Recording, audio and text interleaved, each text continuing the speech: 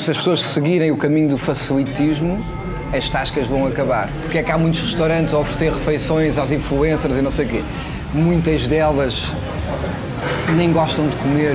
E quando nós conseguimos fazer isso é quando nós somos verdadeiramente bem-sucedidos.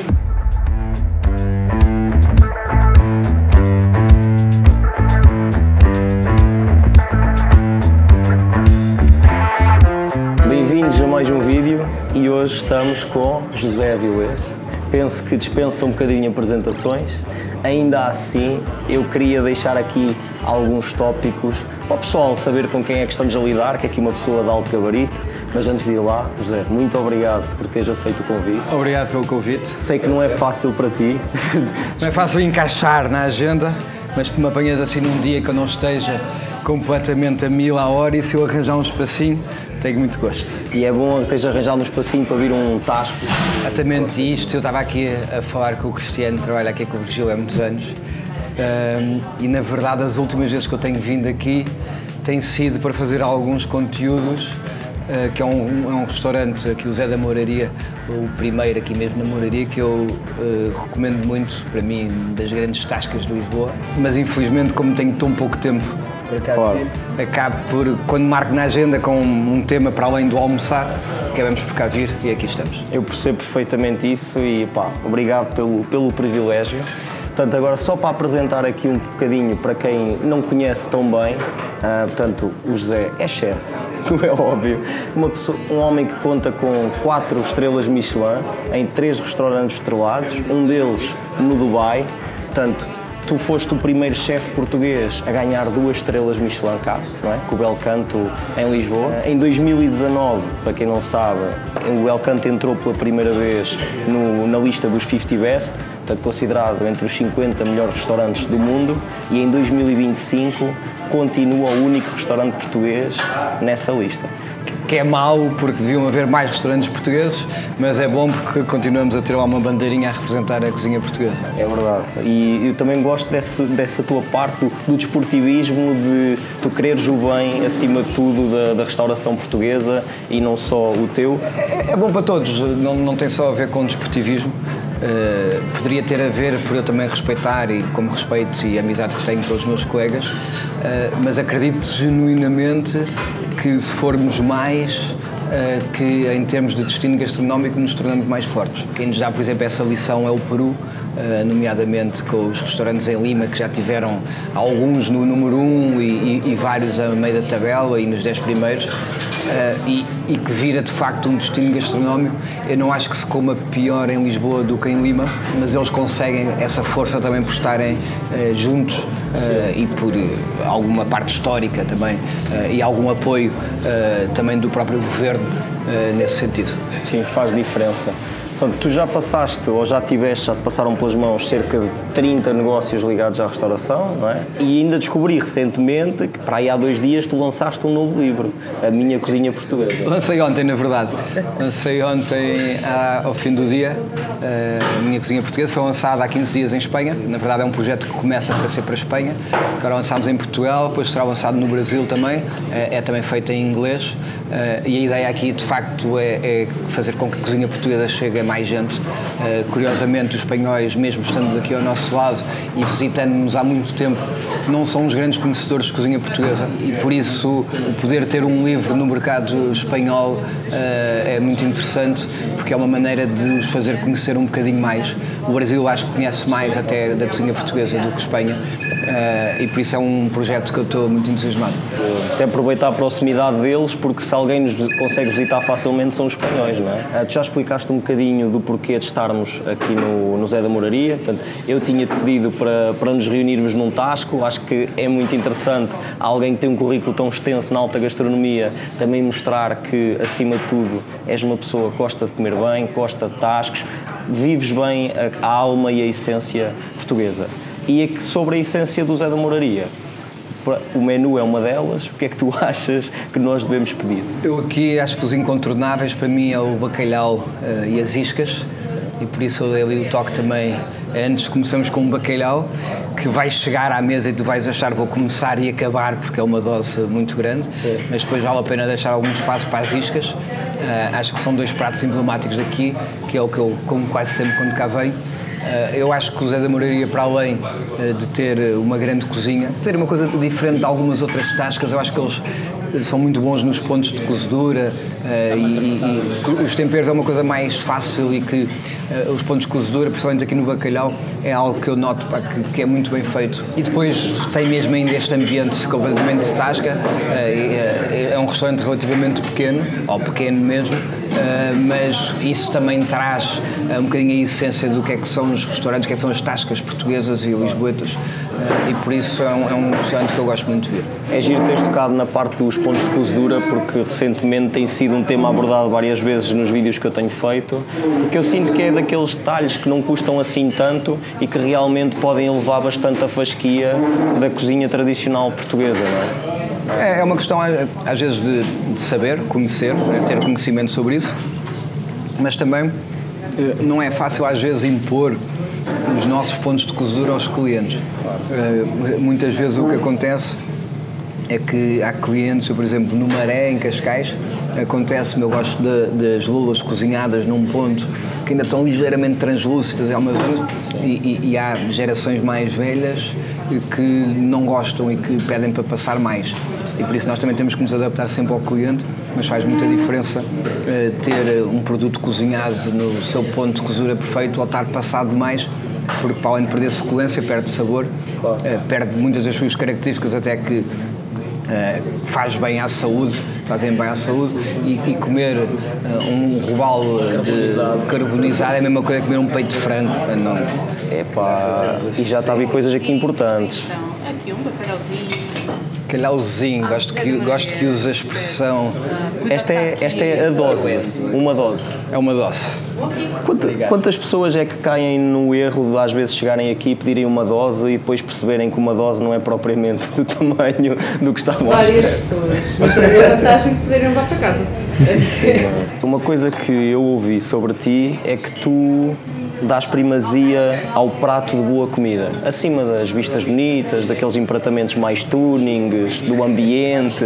Não, eu acho que quando nós trabalhamos cozinha, gastronomia, o sabor é a grande base, não é? Anexado ao sabor há a textura, que também faz parte e muitas vezes promove o sabor, e isso é sem dúvida muito mais importante que a maneira como se emprata, a maneira como se serve ou as técnicas aplicadas, só se as técnicas estão ao serviço do produto. Isso é uma coisa diferente. O que eu acho é que há também um bocadinho o outro lado.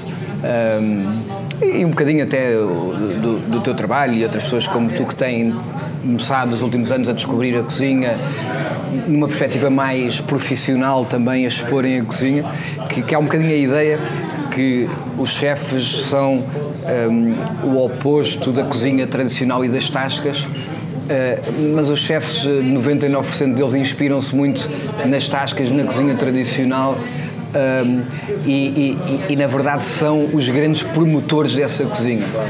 Ainda ontem dizia isto no lançamento do livro. Nós temos muitas pessoas que viajam do mundo inteiro para vir ao Belcanto por uma ocasião especial. Decidem a lua de mel para vir ao Belcanto, marcam as férias de propósito, os anos da mãe, do pai, da mulher, do marido, e essas pessoas vão sempre também a outros restaurantes. E por isso nós aí atuamos como promotores e internacionais. E no mundo não há muitas tascas que chamem clientes que apanhem um avião e que atravessem o mundo para ir a essa tasca. E por isso aqui isto é um win-win, porque nós conseguimos trazer pessoas para a região, para a localidade, e partilhar a nossa cultura através da cozinha também dessas tascas. Isto nós olhamos aqui para um prato destes, isto acaba por ter, para nós hoje não tem criatividade nenhuma, mas um dia alguém se lembrou de cruzar estes vários ingredientes com o bacalhau. Nós temos se calhar mais de 1000 receitas de bacalhau, mas tem aqui a essência toda portuguesa, e por isso quando chega esta dose que dá para aqui para um regimento. Isso sim. Eu sinto-me transportado para as minhas memórias genéticas, se calhar nem são as memórias reais de eu ter comido isto em criança, mas as minhas memórias genéticas enquanto português, isto é a Portugalidade num prato. Eu eu estou impressionado não só com a dose deste bacalhau, também com as tuas palavras e com o facto de teres respondido a 75% das perguntas que eu tinha para te fazer. Sabia, assim podemos comer já à vontade. Logo à primeira, e agora já é só comer. Então, mas olha, tu já deste aqui o contexto de várias coisas importantes, e eu também agora gostava de dar um contexto, e muito obrigado por me estás a servir, isto é um privilégio ainda maior, do porquê de eu ter achado que este vídeo poderia fazer sentido.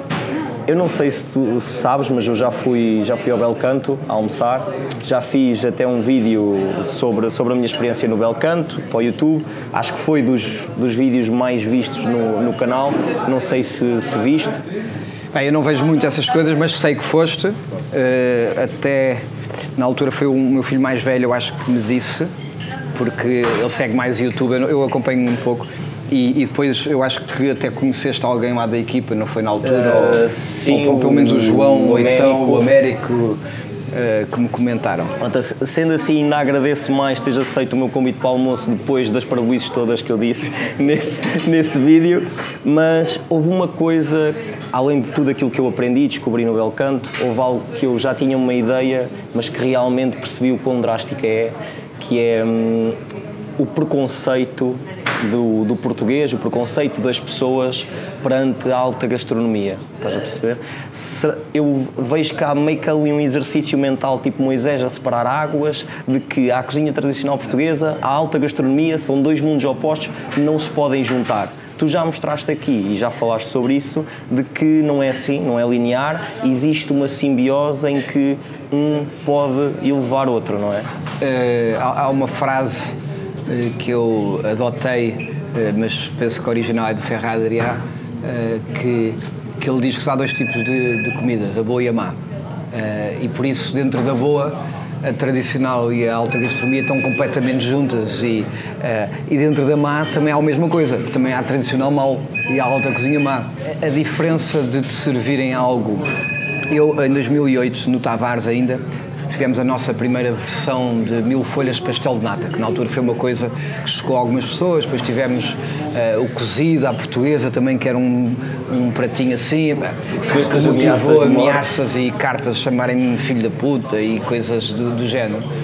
E quando a minha mãezinha não tinha culpa nenhuma. E eu demorei a processar porque é que aquilo acontecia. Eu acho que as pessoas se sentiam ofendidas, como se eu estivesse a desautorizar as avós e as mães, como se a cozinha delas era a melhor que eles conheciam, e eu, ao fazer aquilo, estava-lhes a faltar ao respeito. E eu, a primeira parte, acho que eles têm razão, a cozinha delas era a melhor que eles conhecem, e se calhar a melhor do mundo. Porque a cozinha das nossas mães, das nossas avós, a cozinha tradicional portuguesa feita por elas, como pessoas que nós gostamos muito, é o melhor que nós podemos comer, porque isto há muita emoção, há muito sentimento, há muita ligação também nisto tudo pessoal. Agora, eu não estou a dizer que o que eu estou a fazer é para substituir, nem sequer estou a dizer que estou a evoluir o prato. Mas tu no Belcanto garantidamente estás a elevar a tradição e não a separar águas, não é? Estou a fazer a minha cozinha portuguesa, e este livro chama-se Minha Cozinha Portuguesa também, não por acaso, é um livro de cozinha tradicional, a maior parte dos pratos são tradicionais. Mas a receita tradicional daquela família, naquela região, é diferente de uma a 50 metros ao lado. Claro. E por isso faz muita diferença também. Eu chamo-lhe minha, porque assim eu faço o que quiser sem ter pessoas a dizer isto não é assim, isto é assado, isto não sei o quê. Não, esta é minha. Agora temos que comer, só fica tudo. Sim, tu falaste em homenagear a cozinha, é melhor homenagearmos este bacalhau, senão estamos a desrespeitá-lo. Mas é sem dúvida o que tu falas, e eu próprio também tenho vários preconceitos com a gastronomia no geral, não é só com a alta gastronomia.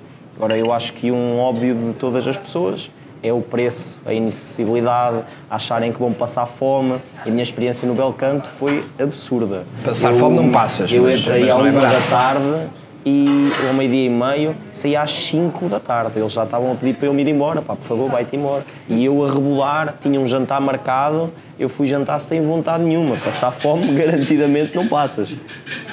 Quantas pessoas neste momento é que tu tens na cozinha do Belcanto?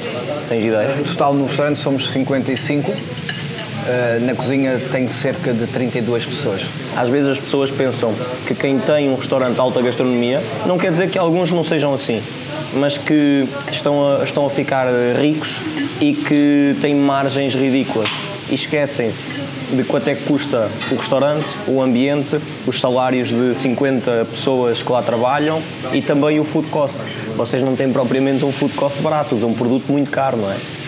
Sim, isso sem dúvida, quer dizer, não, é incomparável a margem maior que se ganha num restaurante tradicional. A margem no sentido que se consegue rodar mesas, porque se consegue, em valor absoluto, um restaurante tradicional à partida ganha muito mais dinheiro do que um fine dining, se tiverem os dois cheios. E bem geridos, não é? E bem geridos.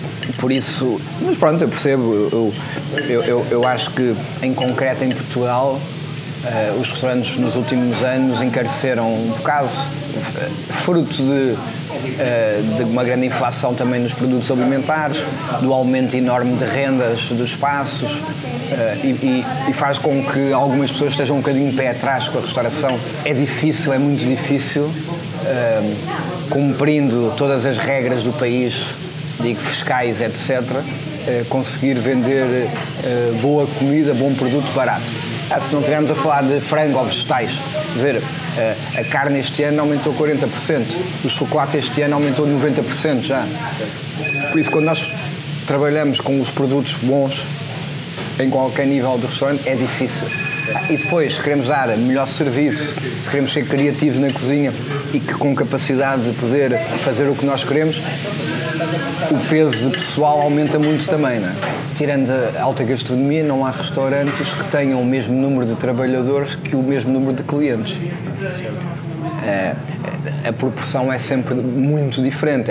Estamos a falar às vezes 10, 15, 20% das pessoas para servir os 100% dos clientes, mas que representa só 20%. Nós é tipo taco a taco. E por isso, obviamente, que os preços aí têm que ser mais caros. Por acaso este bacalhau é aquilo que tu falas, tem aqui mesmo na posta mais alta e a parte lascada, uma suculência, não é? Eu fingi que percebo alguma coisa disto também. Eu aqui tenho que ter muito cuidado com as minhas palavras porque passo por mais parvo ainda do que o normal. Estás à vontade. Se tu fosses pegar num prato como este, para o reinventar ou reinterpretar, digamos assim, no belo canto, por onde é que tu irias? Tens ideia?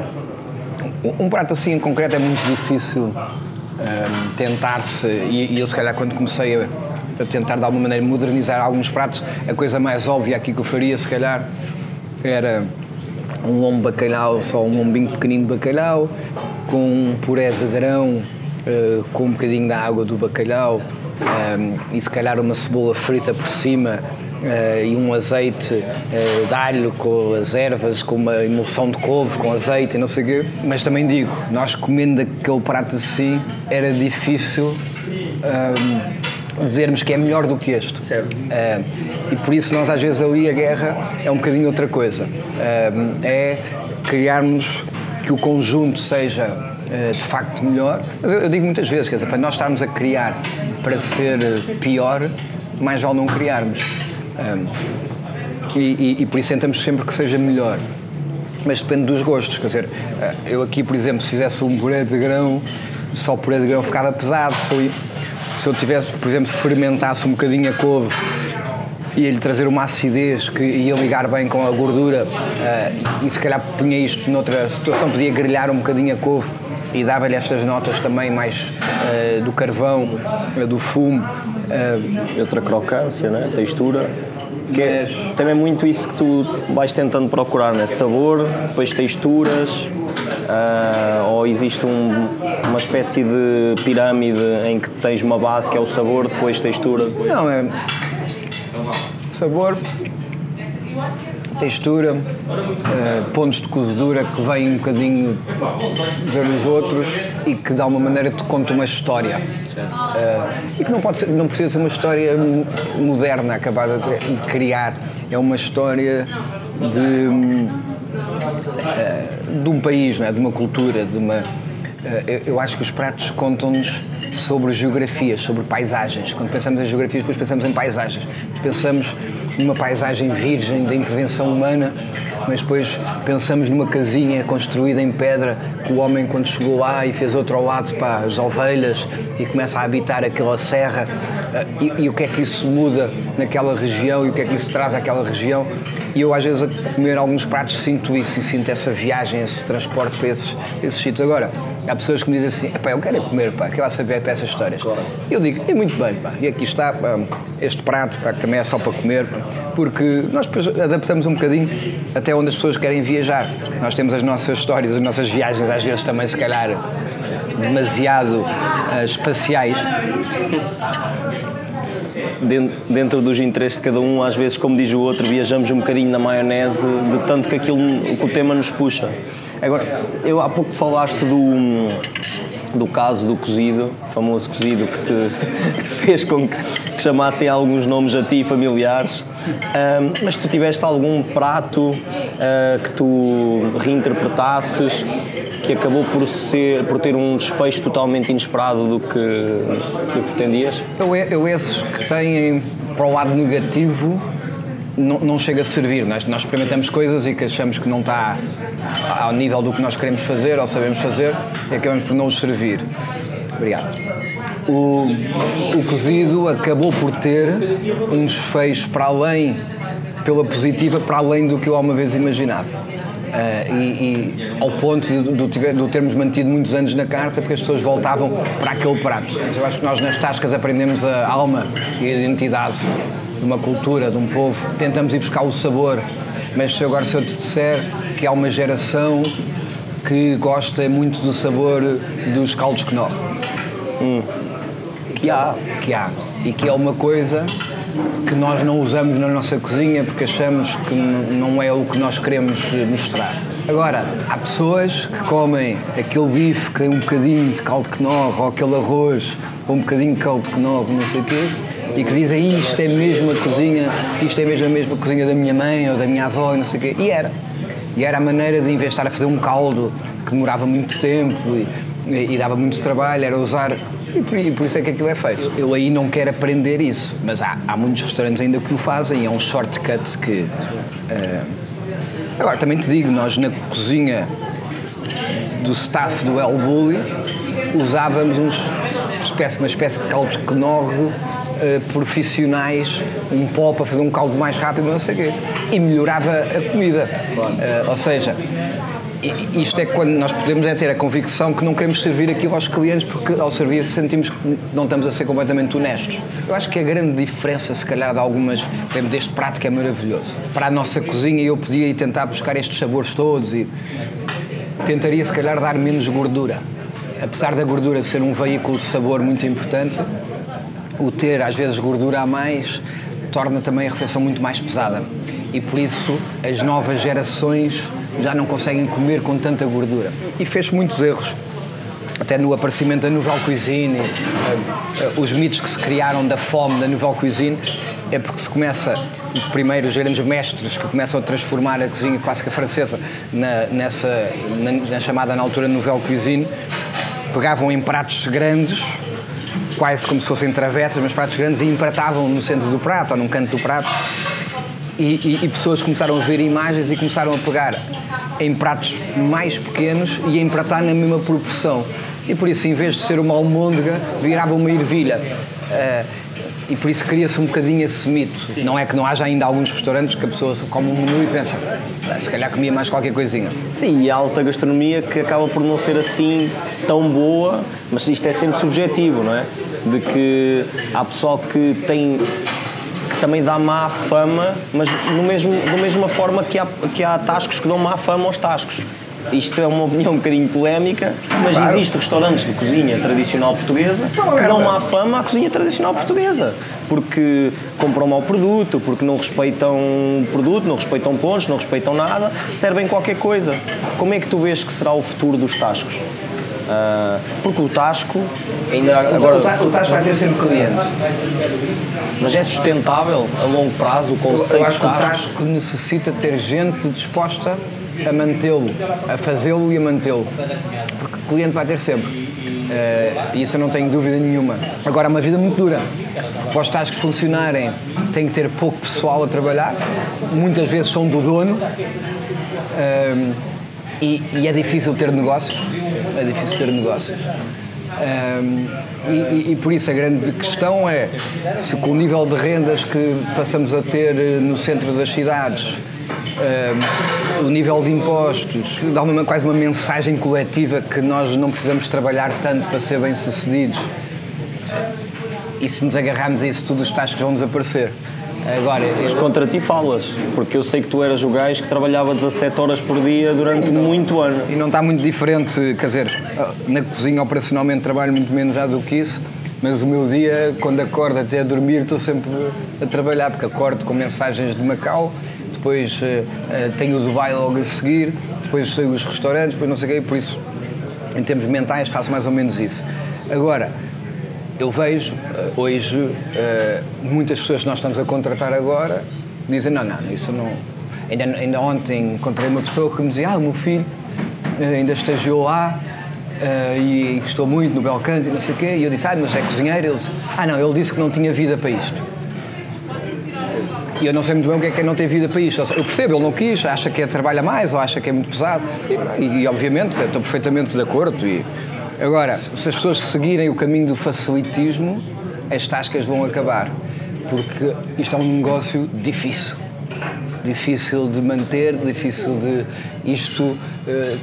O restaurante ganha dinheiro muito com o marginal, que é, nós damos 30 refeições por dia num espaço deste e estamos a ganhar 0, e só se damos 35 é que ganhamos só em cima desses 5.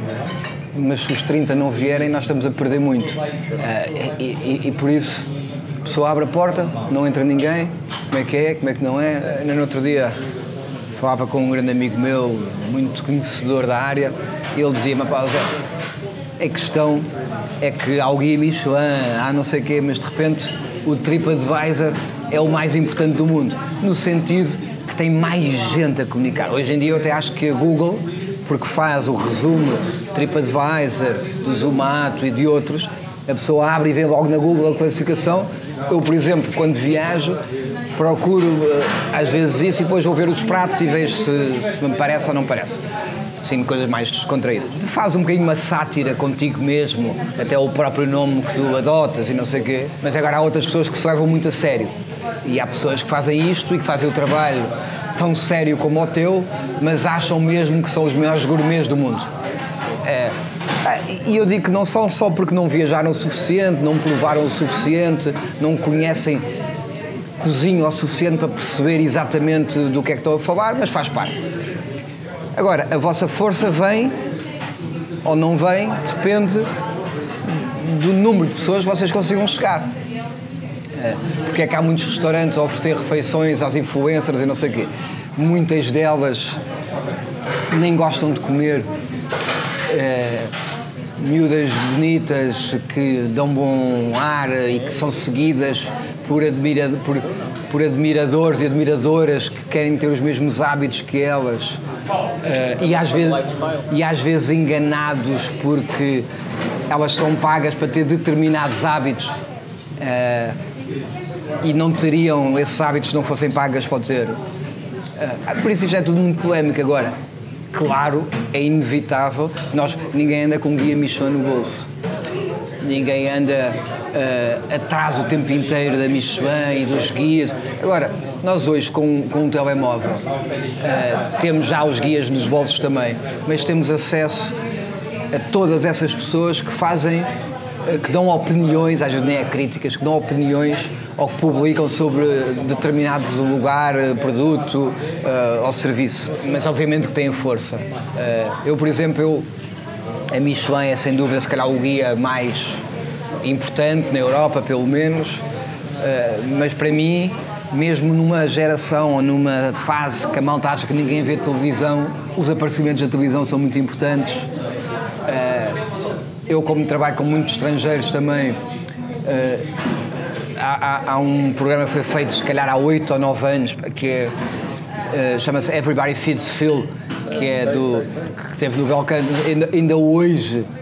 Ainda ontem foi com um cliente que veio por causa disso, Tipo, o Bourdain também. Tem coisas ainda do Bourdain no cantinho. O Ramiro ainda hoje tem gente que vem do Bourdain.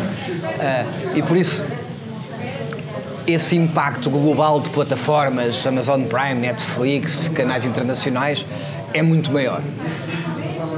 Eu tive uma vez uma crítica de um dos grandes críticos gastronómicos do New York Times que mudou completamente o percurso do Bel Canto ao fim do 4º mês do Bel Canto, já há 13 anos, e isso é um jornal de facto com um impacto mundial de uma maneira. Agora, dependendo dos públicos, há um que segue a mãe solteira, não sei o quê. Tem impacto sobre as mães solteiras. É sempre uma questão de alcance. Existem criadores de conteúdo que não se inserem bem nem jornalistas, nem personalidades como o Phil ou como o Bourdain, que acabam por conseguir, se calhar, ter como o Bourdain não, mas um alcance muito grande que acaba por ser impactante. Agora, cá em Portugal é difícil. A Dua Lipa foi ao Bel Canto, é uma artista que gosta muito de comer, reservou logo no Bel Canto, não sei o quê, eu estive lá com ela fez uma story, eu fiz um post. O meu post, eu e a Dua Lipa no Bel Canto, teve na mídia portuguesa muito mais repercussão do que, por exemplo, o Encanto ganhar uma estrela Michelin. Foi mais ou menos numa altura parecida, por isso é que eu consigo comparar. E por isso, na verdade, as prioridades vão de acordo com o alcance que a notícia sobre esse acontecimento tem. Como a malta pensa, pá, uma estrela Michelin, muita gente não liga, não divulga. Agora a Dua Lipa esteve lá, pá, vou... Isto é outra vez uma dose. O Encanto, eu acho que deveria ter sido mais noticiado, porque acaba por ser uma surpresa maior, dado que é um restaurante vegetariano a ganhar uma estrela Michelin em Portugal. Que eu até sei que tu no início tinhas dúvidas de que se conseguirias fazer um menu integralmente vegetariano, sem usar uns caldos de carne, etc. Não caldos de intensificar, mas uns verdadeiros caldos, e conseguiste 100% vegetariano, não é? E hoje vivo muito do Diogo Formiga, que 90% da criatividade dos pratos novos passa por ele. Eu sou só o batatas filtro. Eu tiro aqui um bocadinho. Não, está aqui estas também, por isso tiro aqui um bocadinho. Tu és muito dos hidratos. Menos, manter... Sou, mas... Mais uma garrafinha de água. Obrigado. Obrigado. Obrigada, bom apetite. Obrigado, Ana. Para ti foi uma sensação idêntica quando ganhaste a primeira estrela no Bel Canto, ou acabou por ser mais especial, por sentir que estaria a ser um desafio maior? Eu ganhei a minha primeira estrela no Tavares, não é?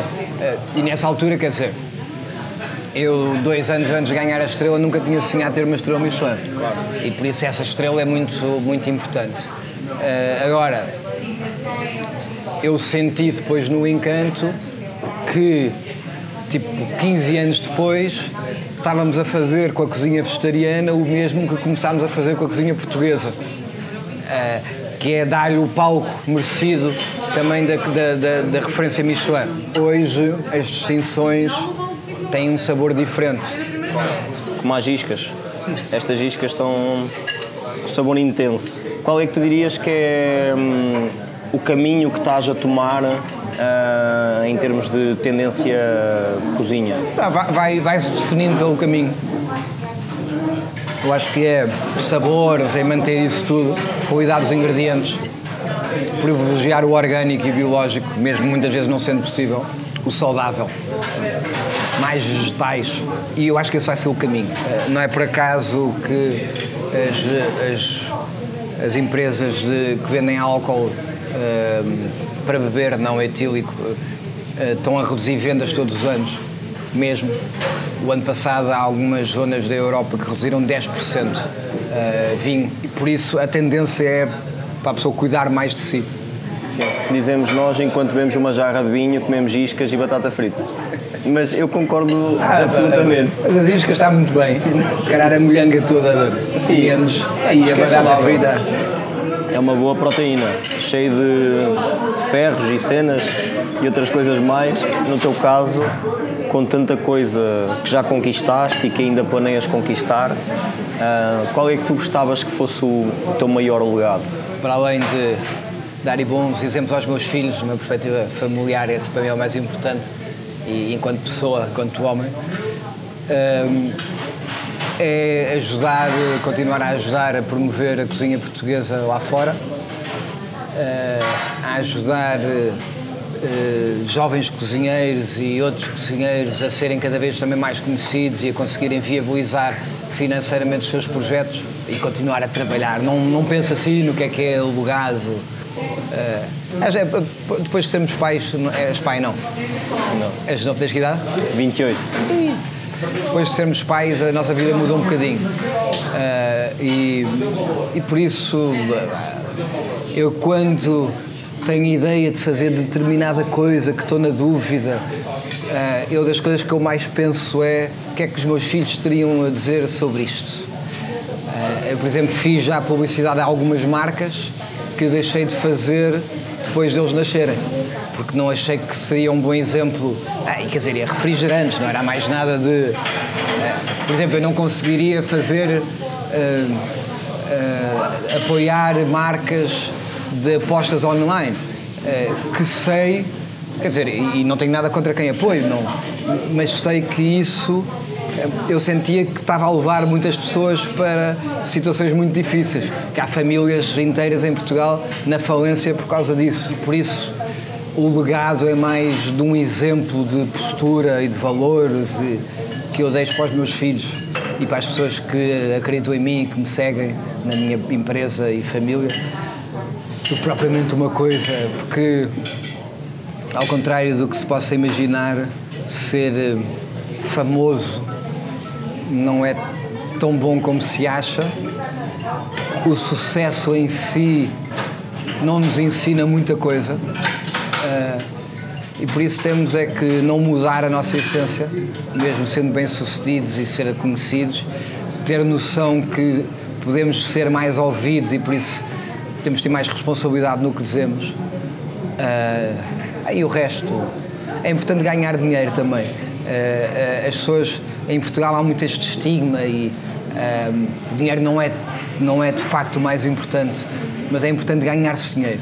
É importante, primeiro, o sentimento do que nós estamos a fazer tem uma retribuição financeira e eu com essa retribuição financeira consigo sustentar a minha família e pagar a minha casa.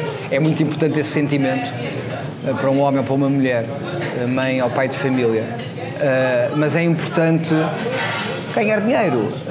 As pessoas às vezes acham que dinheiro aparece do ar e que eu tenho que fazer o que me apetece e vou ser muito feliz a fazer o que eu gosto e nunca vou trabalhar nenhum dia na vida se eu faço o que gosto. É tudo mentira. Claro que eu sou mais feliz se eu trabalhar no que eu gosto, mas mesmo dentro do que eu gosto há imensas coisas que eu não gosto de fazer e que tenho que fazer.